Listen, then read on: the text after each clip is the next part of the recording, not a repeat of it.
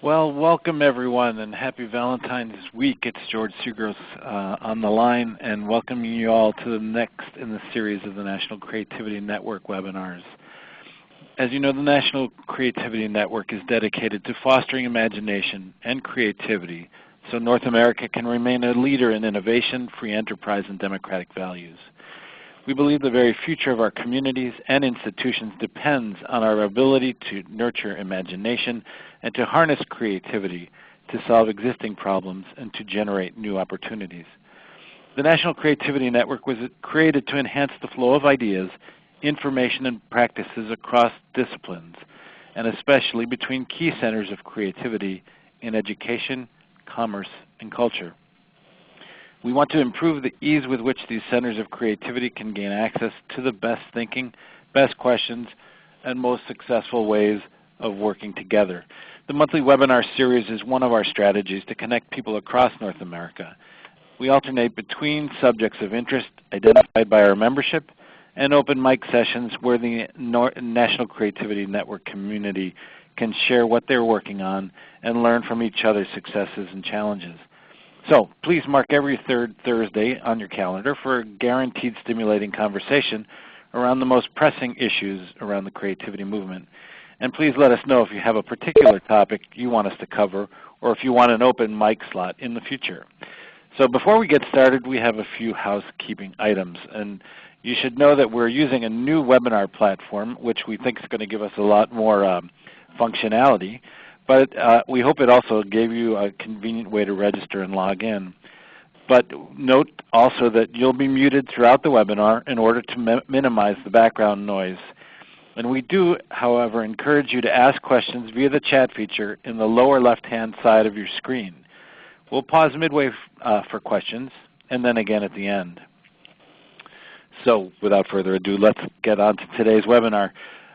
Championing Creatively Alive Children. And we're pleased to have Cheri Sterman with us today. She's the Director of Education and Consumer Relationships at Crayola. Ms. Sterman is an experienced child advocate who served as Director of Child Development for the Governor of Ohio and taught at the University of Cincinnati and St. Clair College in Ohio. She served as a member of the White House Committee for Children and Youth, the Pennsylvania Commission for Children, Conference Chairperson for the Children's Defense Fund, and Child Development Speaker at the National Governors Association. 20 years ago, Cheri joined Crayola. She's authored publications entitled How Children Learn and the Power of Creativity, helping adults understand children's potential. Today, Cheri is going to talk about Crayola's long-standing commitment to fostering creatively alive children and how they have challenged schools through innovative programs such as their free professional development program called Champion Creatively Alive Children. She'll also discuss their efforts to weave creativity across the curriculum by promoting art teachers to serve as a school's chief creative officer. And finally, Ms. Sterman will address how creativity advocates build momentum around their beliefs and plan the change we want to see. Welcome, Cheri. We're thrilled you're with us today. Very much, George, and thanks to the entire network for giving us this invitation, this opportunity to talk about our program. So you can see that we have a variety of organizations that are co-developed the Champion Creatively Alive Children program. We did this in partnership with the National Principal Association, and we'll be talking today about how we made the decision that the principals were a critically important partner in this effort, as well as the Partnership for 21st Century Skills, and we'll be sharing some information with you about that organization and who's a member of it and what they're focused on. And of course, the National Art Education Association is also a partner in developing this program, and that's the professional association for art teachers that really have so much influence on the creativity of students. So I'm very excited about the interactive feature of the webinar, and that in a few minutes people are going to have an opportunity to actually vote and poll, and I think it's going to make for a very robust, dynamic interaction. But what we want to talk about first is the history, the background about why Crayola decided to do this program. And it really started as the more we were hearing about how work has changed and hearing from employers that what they are looking for are 4 main skills: creativity, communication, collaboration, and critical thinking.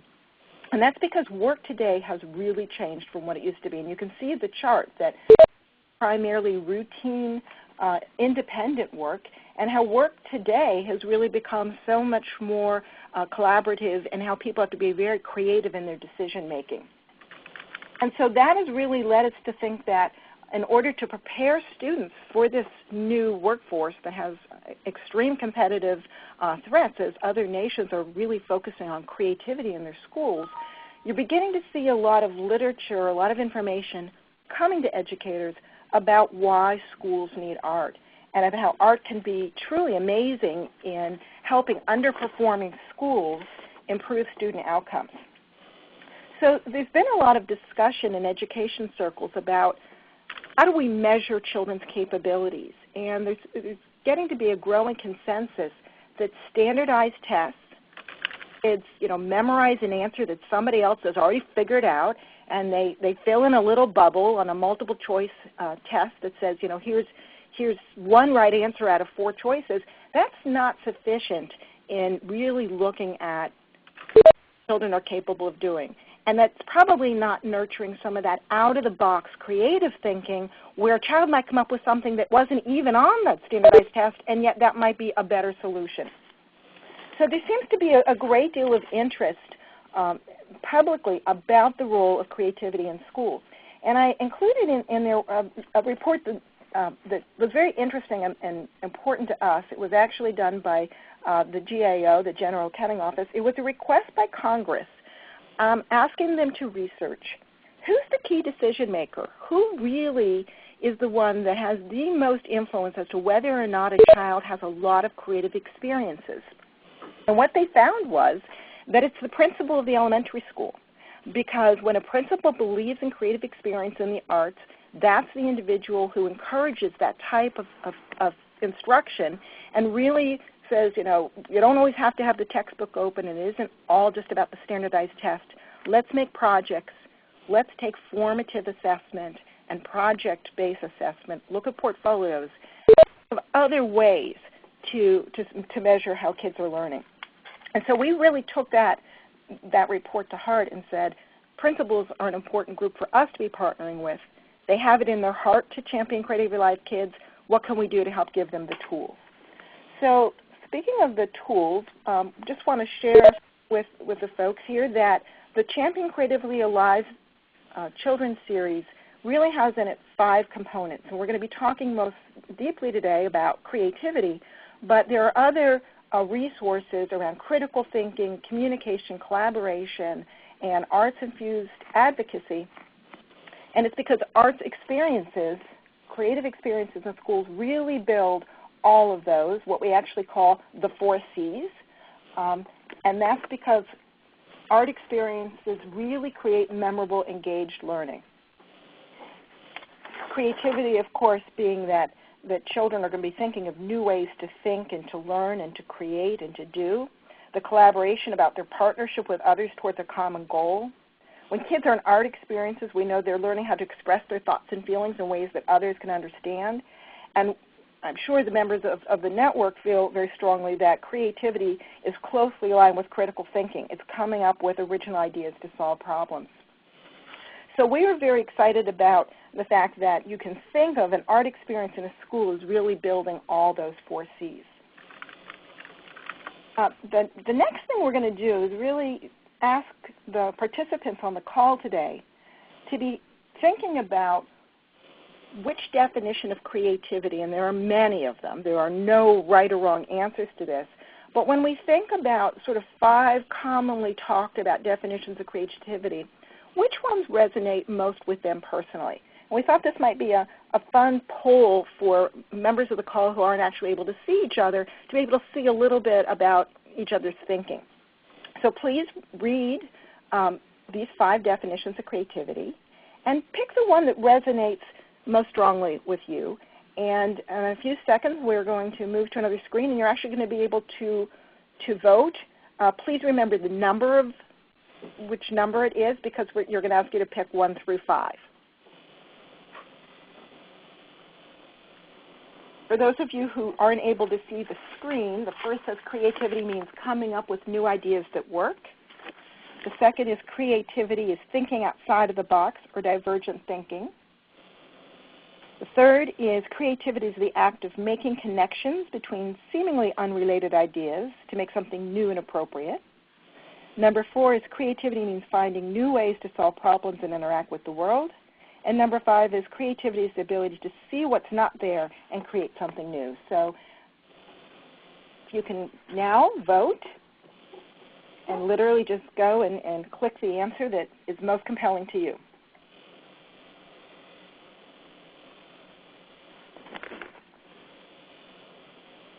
And as you vote, you get to see how other people feel. It is moving as we watch people enter. What's interesting is it seems as if number 5 is getting a slight lead. Oops, shouldn't say if people are still voting.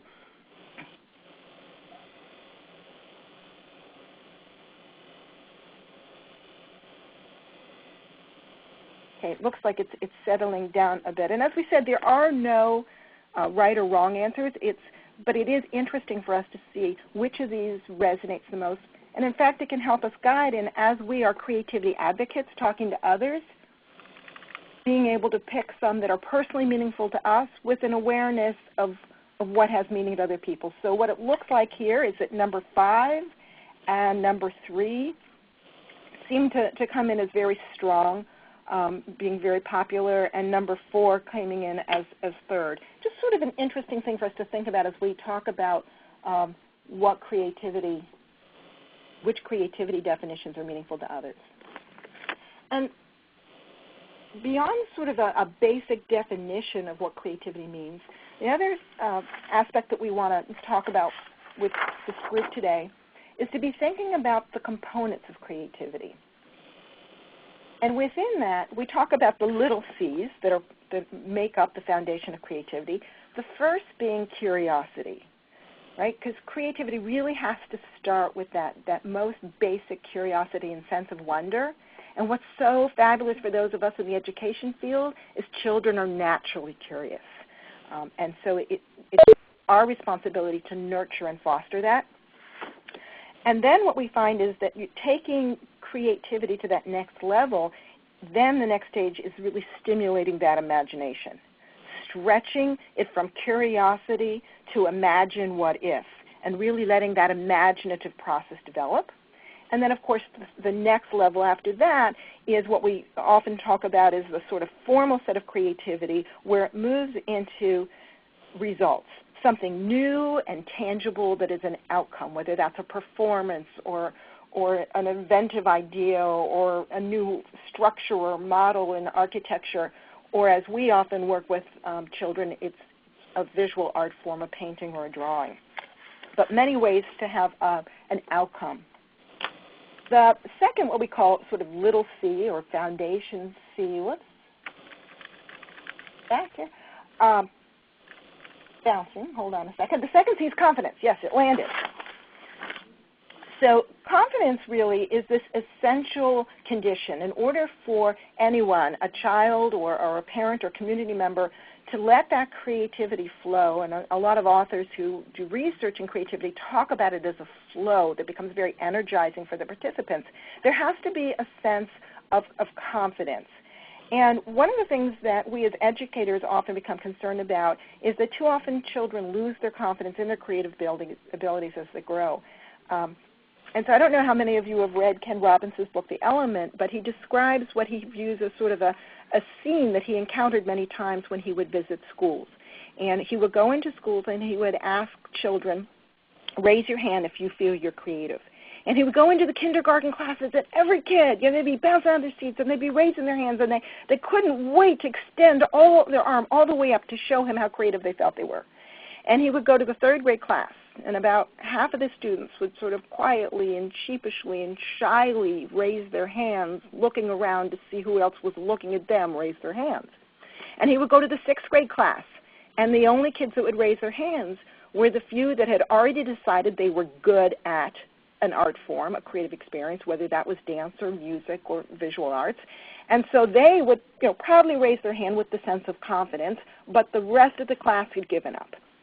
And so he speaks about his concern about what can we do to continue to maintain children's creative confidence. Some of the other research that's out there is particularly interesting. I find it fascinating to read Todd Lufert's research, in which he looks at a variety of countries. So it's a very cross-cultural look at how children's creative confidence erodes over time. And what he found when he was looking at a wide range of both developed and developing countries was that around the age of 9, and each child develops individually, but it was around the age of 9, children become very aware of their peers, and their confidence erodes because a peer would say a comment like, well, you thought that was a horse, but it doesn't look like a horse. And how around that age, peer pressure starts to take over their sense of creative confidence. So I think the more we know about that, the more we're able to intervene as parents and educators to maintain and strengthen that child's confidence. And then the third little C that we talk about in creativity, whoops, what's happening? There we go, is common everyday experiences. And that's really reinforcing to people that every day we face challenges in which a creative solution can be found, and how important it is for us to be thinking about creative experiences, not necessarily about as an art form, but something where you're applying creative thought and critical thinking. So the next thing we're going to do is a poll in which we ask you to vote. It's a true-false poll. Do you believe that creativity is a special gift that only matters to artists? It's a special gift, a special gift that a few people are born with and most people don't have. I'm sorry that all of the question isn't there, but if you could vote on that. Is the voting slide forward? Wendy, you want to?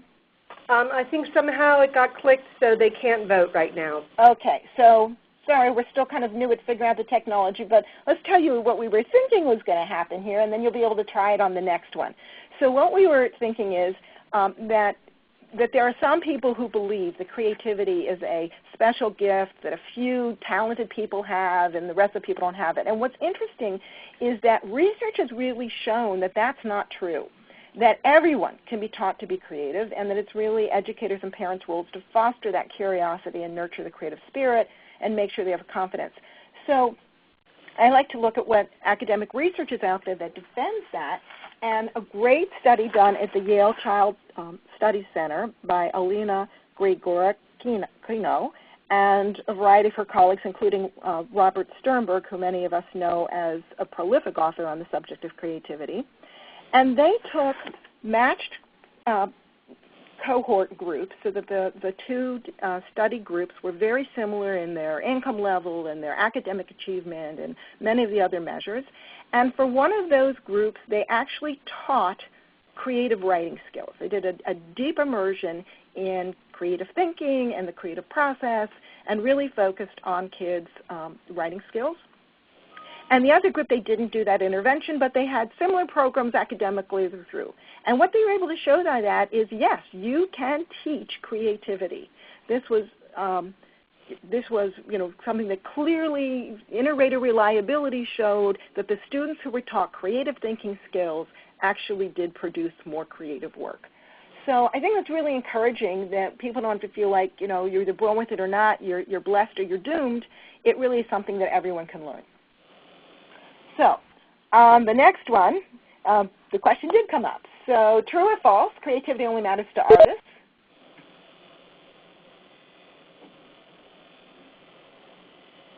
Okay, so we're beginning to see the results here. Everybody is voting. We're not even getting anybody who thinks it's true, which shows the polls work here, that people are saying creativity matters to more than artists. And when we look at this myth, it's really, many times we need to come up with strong advocacy statements that help dispel what people are thinking when we talk to others. When we say about creativity, do they first jump to art? And do we need to weave into the conversation other examples? and need to point out to them scientists couldn't be inventing new inventions, that we wouldn't have innovations in any field unless someone was thinking creatively, and that we can't even solve everyday problems without applying creative thought. So it's just that reminder of, if your audience that you're talking to is first thinking in a very narrow way, how do you expand that? And then one that's of particular interest to educators, and those of us in the education field hear often this one, please answer either true or false that creative experiences are difficult to fit into the curriculum.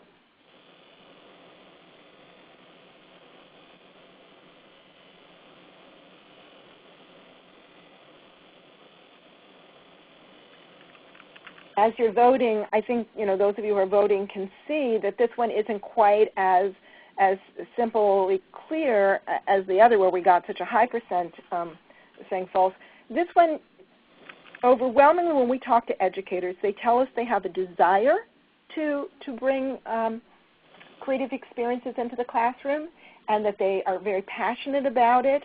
But that there are challenges that they want to overcome. And so what we say to them is, what are those challenges and how can we help you address them? Because we think if we address things like, does it take too much time, is it too messy, and give them specific solutions to their challenges, that we really were able to see how creativity can be woven into common everyday experiences and make the curriculum come alive. What we're excited about is that opportunity to help classroom teachers embrace and learn about how to take a lesson and make it more creative for students. And so, whoops, it's the next slide. Okay. So before we start talking about the next topic, we just wanted to start off by saying, how many of you have heard about the Reinvesting in Arts Education report that the President's Committee for the Arts and Humanities has published? Have you heard about this report?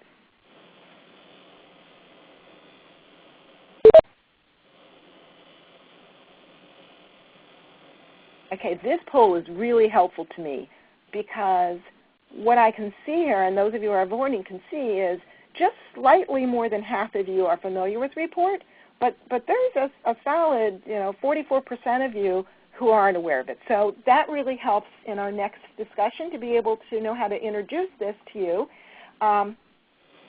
And one of the things we just want to remind folks is that there is in the section a chat. So if you want to add, if you feel a question or a comment that you would like added as I'm describing these things, please type that in, and then Wendy will be able to read that and serve as your spokesperson in bringing that topic that may be about this report or other topics that I missed or questions that you have. But the reason that we are asking about the Reinvesting in Arts Education is those of us who are familiar with this report are very excited about it for a couple reasons. First, it's the first time that we know about that the President's Committee on Arts and Humanities has chosen to look at what's going on in elementary schools and looking to see and to document through a collection of research how increasing arts education in schools and creative experiences in schools improves students' outcome. So one of the things that I think really ties to the conversation we just had a few minutes ago about classroom teachers providing more creative experiences throughout all subject matter, throughout the whole day, relates to this question of what is arts-infused education, or some people call it arts-integrated education. And it's really about using the arts, not just visual arts, but all of the arts, and using them to teach a wide variety of disciplines that are taught in schools. Language arts, math, science, social studies.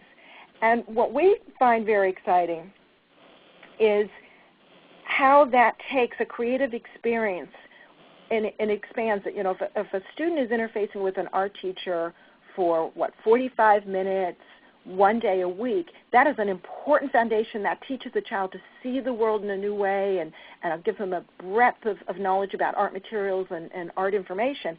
To be able to take that forward and then apply that to a social studies lesson or creative thinking to a science experiment just enriches the whole educational experience.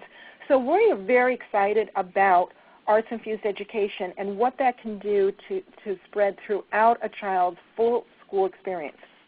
And that is really the foundation of the Champion Creatively Live Children program that we've developed with the partners that I explained to you in the beginning.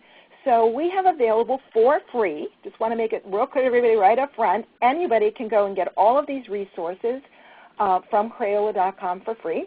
And Wendy put the URL right up on the top of the page. You may download these guides and handouts and literature and videos that we see here on the DVDs here. So this is really about helping educators think about how creative experiences can be infused throughout the entire classroom.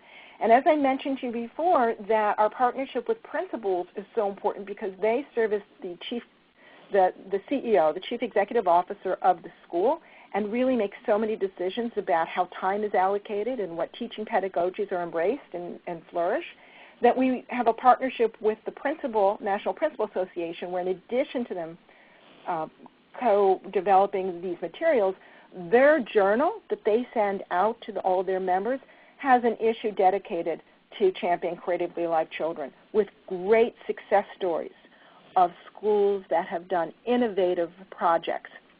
And you may download all of that, including the President's Committee report. It is a PDF on the website at the URL that's on this page, so you can literally just click and print the President's report that we just talked about, as well as all of these resources.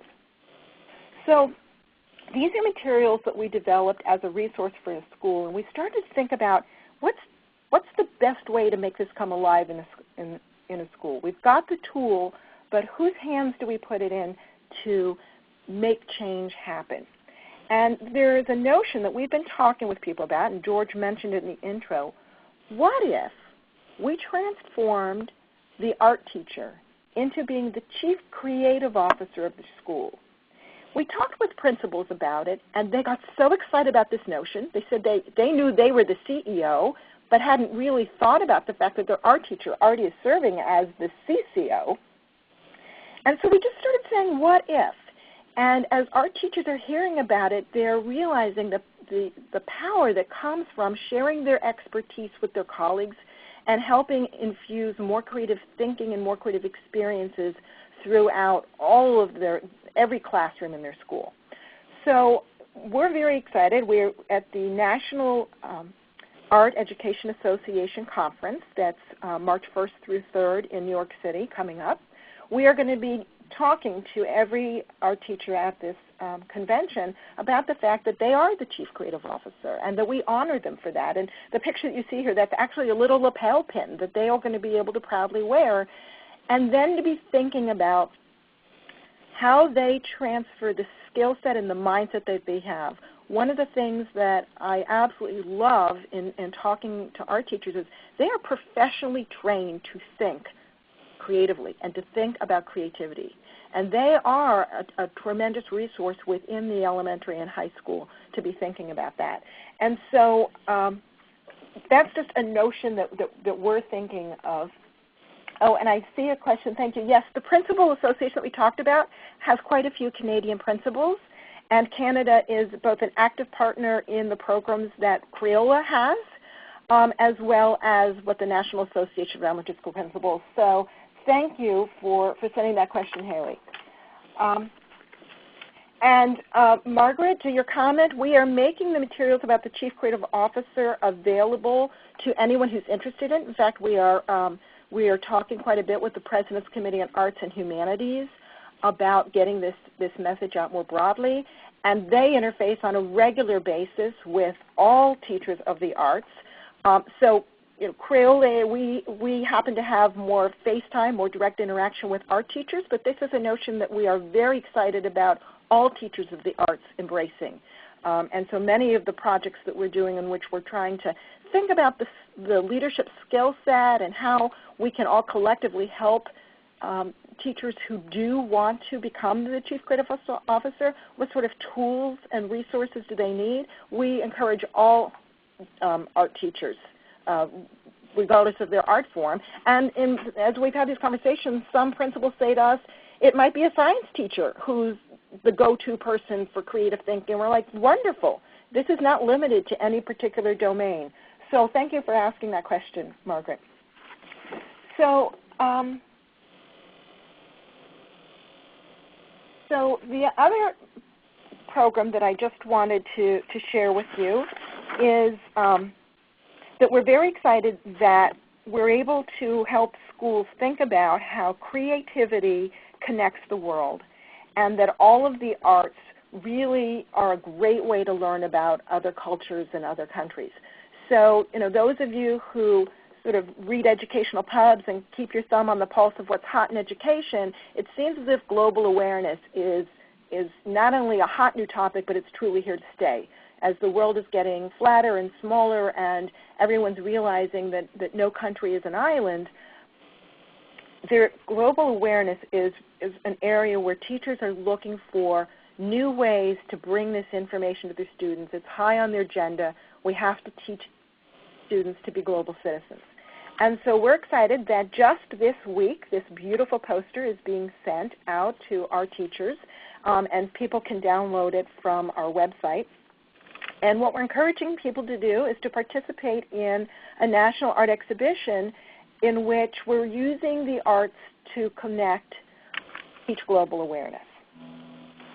So I want to share one other resource before we open things up more broadly to questions, and that's to talk a little bit about those success stories that I mentioned before. So we talk about in the Principal magazine, we're sharing some really innovative ideas, principals and arts educators who are coming up with a project idea that we believe will help inform others. They're trying out an innovative idea that we believe will result in promising practices. And Crayola really challenged them by saying, we have Champion Creatively Alive Children grants available. Now, this is our third year of doing these grants. And you see here the announcement of it, and again, you can go on our website and find it. But just to summarize it, we're really encouraging broad collaboration. So, well, the application officially needs to be submitted by the school's principal, because it's clear that without a principal's buy-in to something, it's really hard. It's like pushing water uphill. But when a principal embraces this notion of a project that supports creativity in the school, and that collaboration is built by the teachers of the arts and the community, which is where I believe a lot of your network members can fit in here, that Crayola will give what we call a mini grant. It's $2,500 in cash and $500 worth of Crayola products. And in addition to that, it really puts the spotlight on the story of what that school and that community is doing to increase creativity for students. So the success stories get written up in Principal Journal. We've had videos. Actually, the videos that are part of this program were all filmed in the schools that received grants.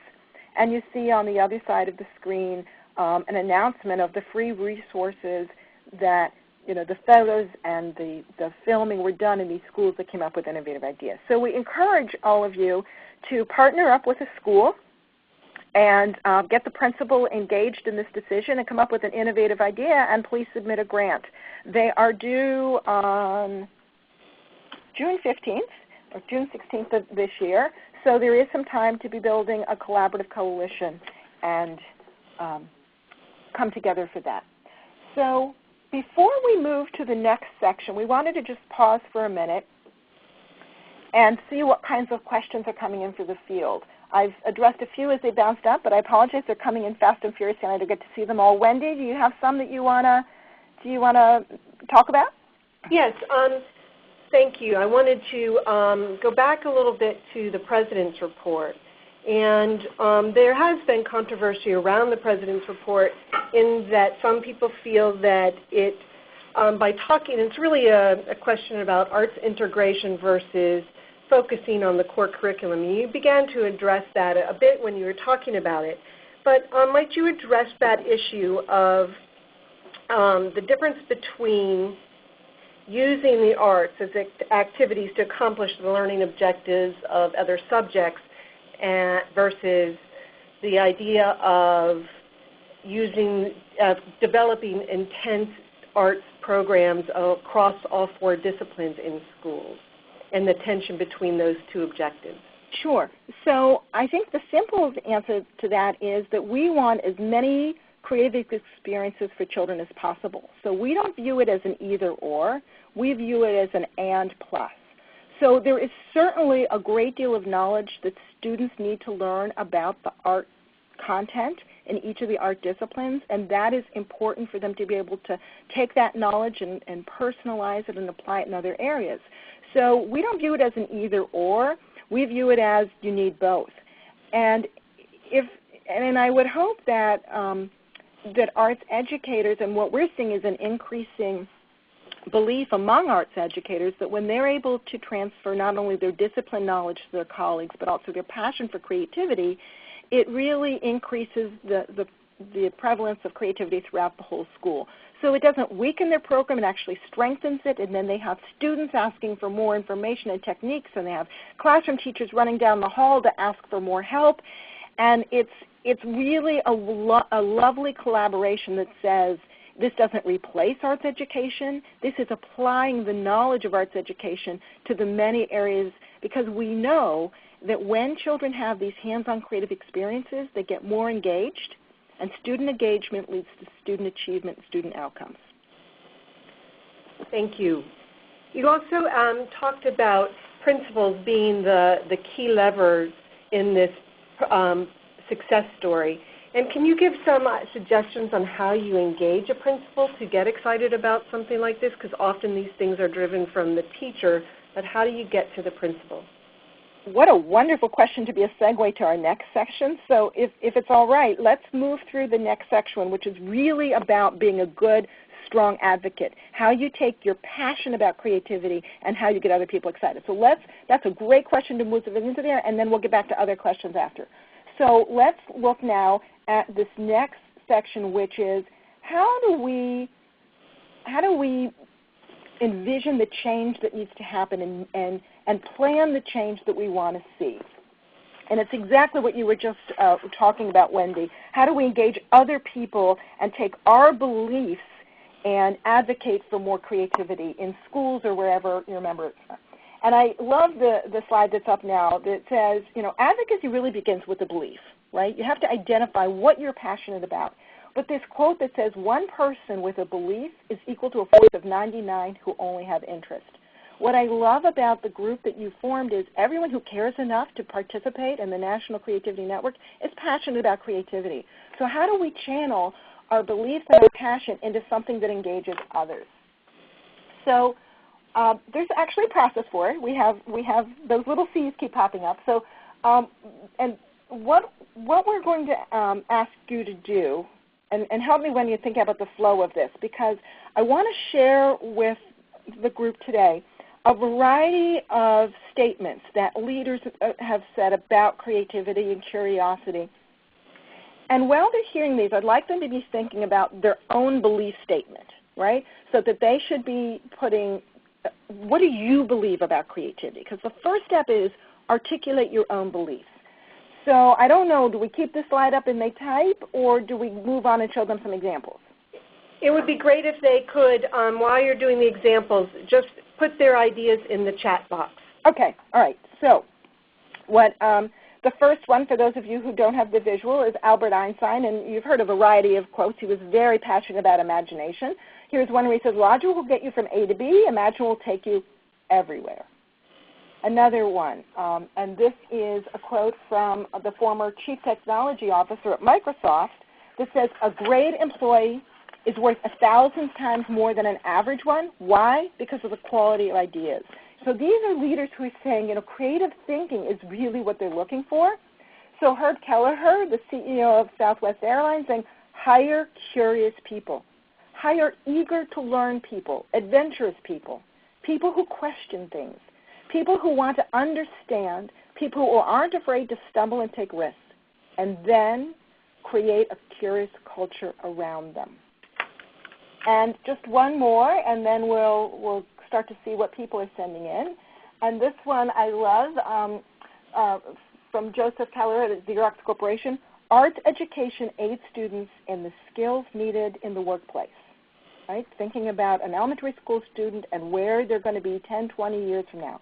They need the flexibility, the ability to problem solve and communicate, the ability to learn new skills, to be creative and innovative, and strive for excellence. And this belief that it's arts education programs that build those skills.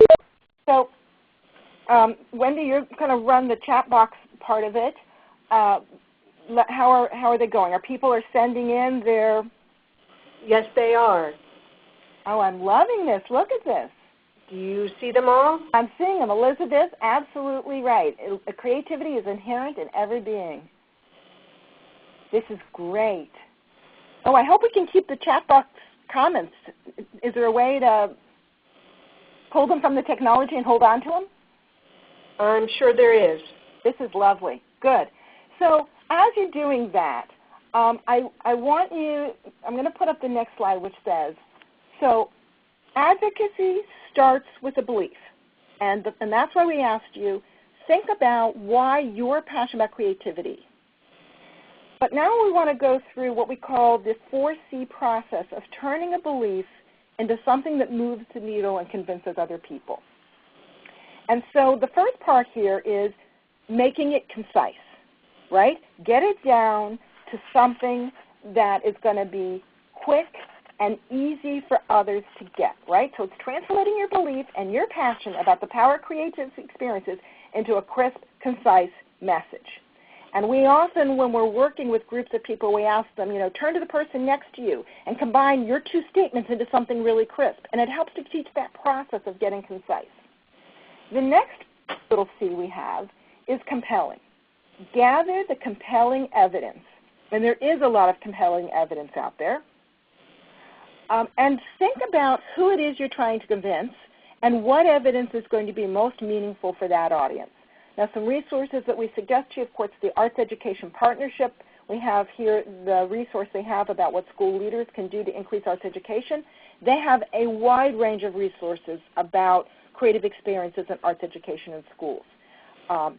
And on the far left side, that is a copy of the Art Skills Map published by the Partnership for 21st Century Skills that talks about how arts, if you hear that barrier, if you need to convince a principal or classroom teacher that it's not really that hard to include creative experiences in all the subject matters, use the skill map.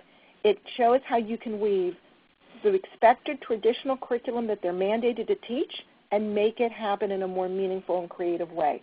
So there are a lot of resources, and if anyone needs that principal journal, you can download it from our website, or if Wendy lets us know where your postal mail address is, we can send you copies of the principal journal so you can take those to school board meetings or take them into any kind of community meeting, and sometimes having that print copy really helps. So the next C is collaborative. And what we see here is, reach out to what I might call the unexpected partners, right? So first find somebody who you're really, aligned with, and you sort of work out your strategy and your plan, but stretch yourself. Find partners who care about creativity and who are willing to work with you on a common goal. And the more diverse that voice can be, and what I call the unexpected partners, the stronger it will be. And so the next slide is really an example of that. So I mentioned in the beginning that our program is co-developed with the Partnership for 21st Century Skills. And you might say, who are they? Well, here's the slide that shows the Crayola is part of a coalition of many other companies and organizations who care deeply about preparing students for the 21st century.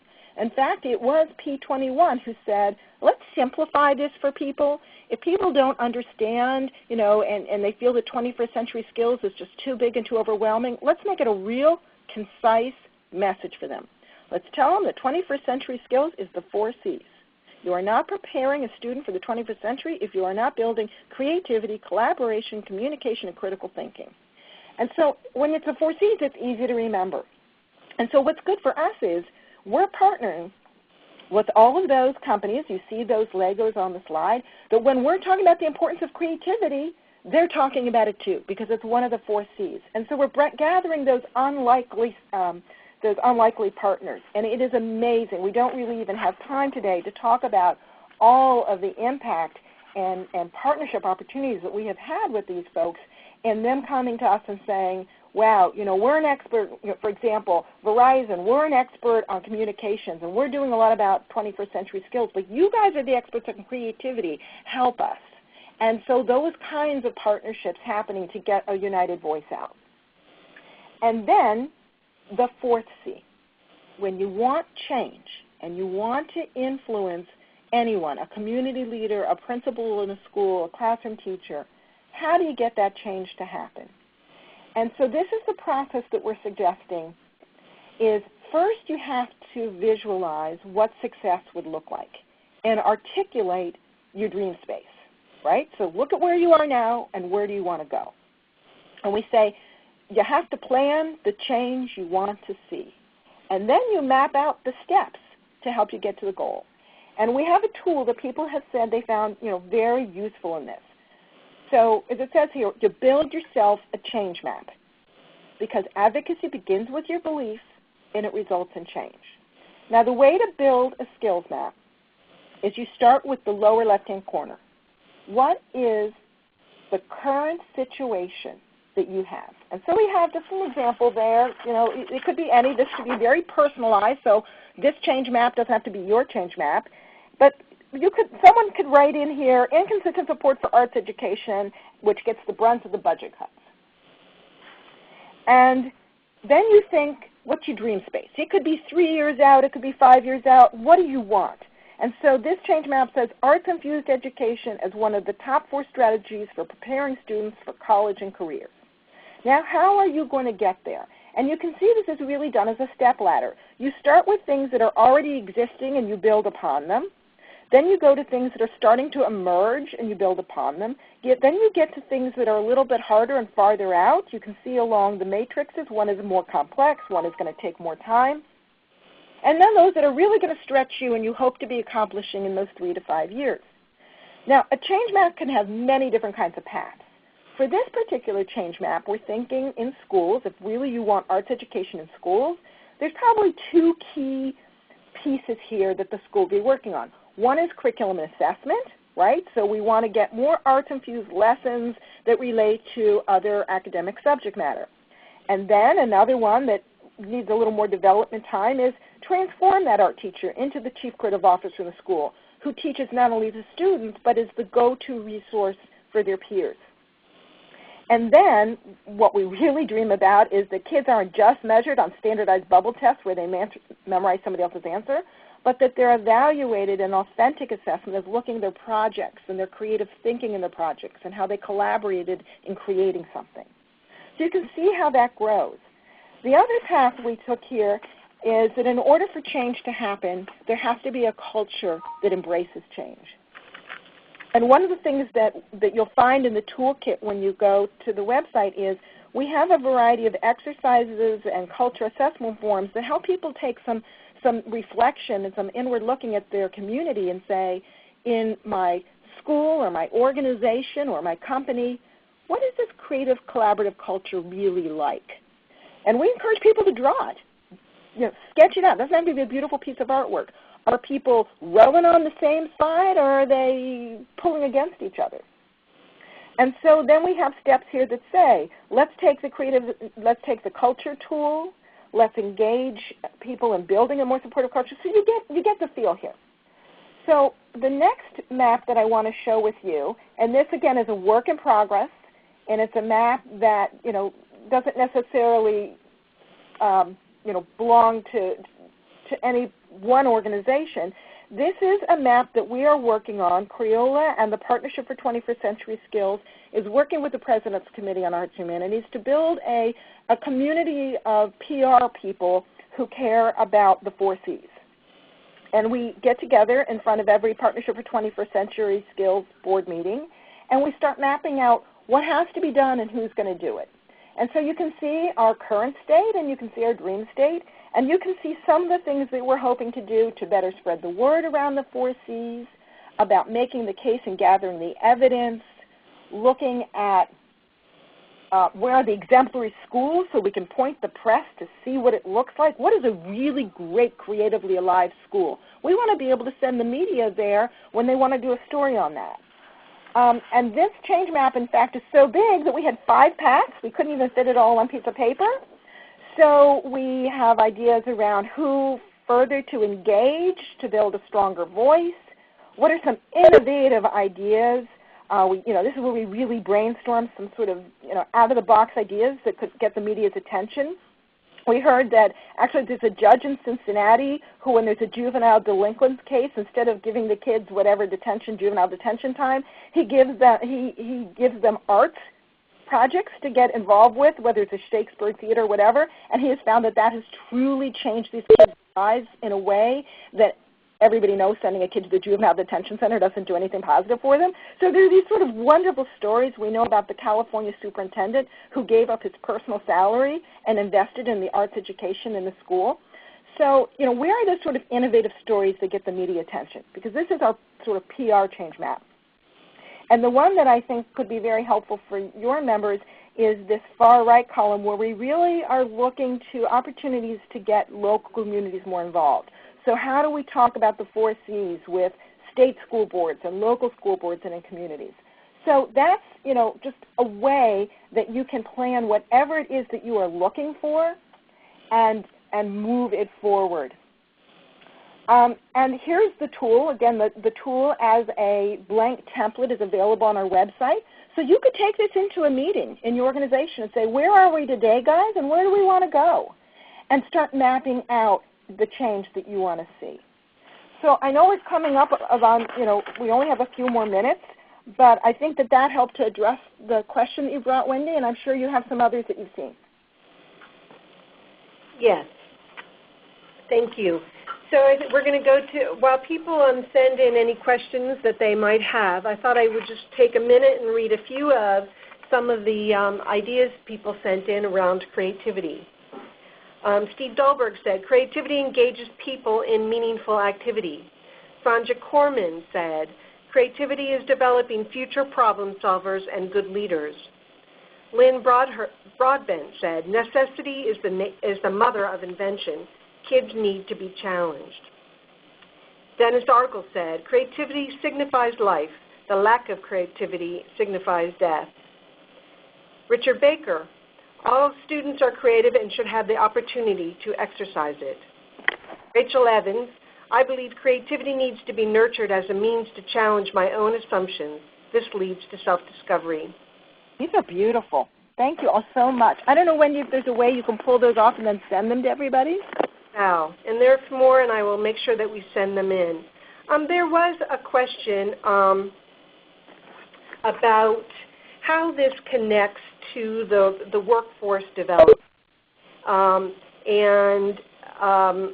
More specifically, those people who are supporting the workforce development, research and development organization, nonprofit organizations who are working with innovative ideas and entrepreneurs.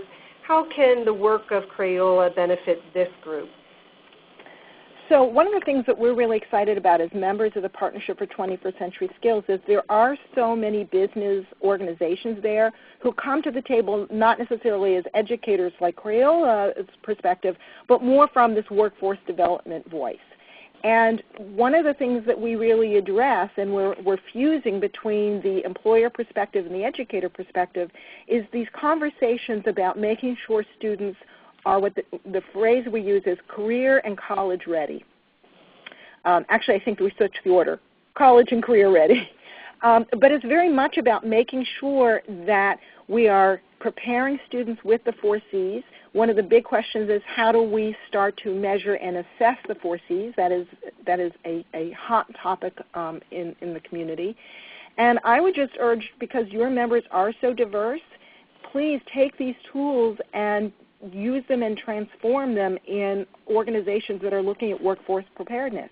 So what would it mean to take the video about creativity into a meeting that isn't filled with educators but filled with HR folks looking at the future workforce, and think about how you can partner together with a local school to make sure you're preparing students in this way.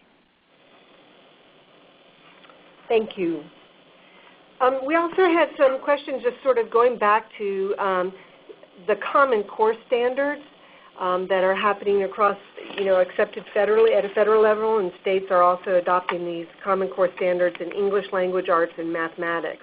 Right. I'm so glad you mentioned that, because we're getting questions. So how does Common Core mesh with the 4 Cs? And we were hearing the question so often that the Partnership for 21st Century Skills actually recently published a toolkit. It's available at p21.org, which talks about how you teach the Common Core through the 4 C's.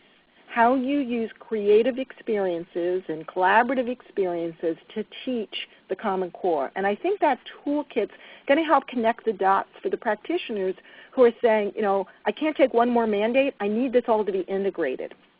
And it's a wonderful resource. Are there people working on Common Core standards for the arts? The Common Core, it's interesting the way you describe the Common Core. The Common Core actually came out of a collaborative thought group, the Council of Chief State School Officers. So as you know, in the U.S. we don't have a national curriculum, one of the few countries that don't. But it was really the chiefs, the superintendents of education in each of the state's Department of Education that got together and said, how do we start to make things somewhat more consistent for a variety of reasons?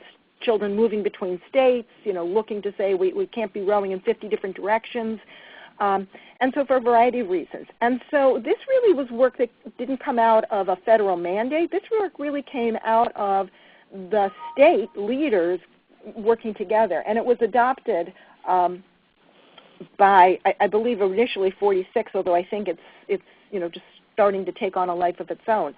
And so I don't know what their sort of next rollout plans are in terms of how to go beyond the English and math, but what I'm thrilled with is that P21 actually is housed, their physical offices are within CCSO, so there's a great deal of alignment and working together.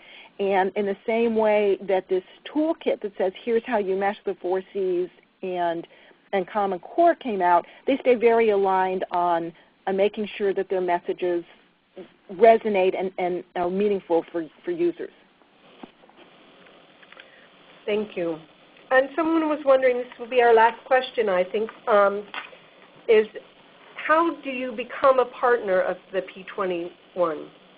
So I suggest people who are interested in that go to p21.org, and there's more information about how to join and the resources, and you can find out then who the contact people are for that organization. Okay, thank you. Wow, an hour went by really quickly. It really did. It will always go by quickly when there's a lot of food for thought. So on behalf of everybody on the call, thank you, Cheri, for your presentation today. We really appreciate it. In fact, we've already posted the Champion Creatively Alive Children link on our Facebook page. So we're going to keep the information flowing. Know that it's time to save those dates coming up. On March 15th, we're going to have the next open mic session, and you can see this new web platform is going to allow for a really interesting conversation. So mark it on your calendar and really respond to the evaluation survey that will come out after this so that we can always make the webinars better for you and more useful. So stay connected and know that the recording of today's webinar will be on the National Creativity Network's website coming soon. We look forward to talking to you in March, and stay creative out there. Bye-bye now. Thank you. Please stand by.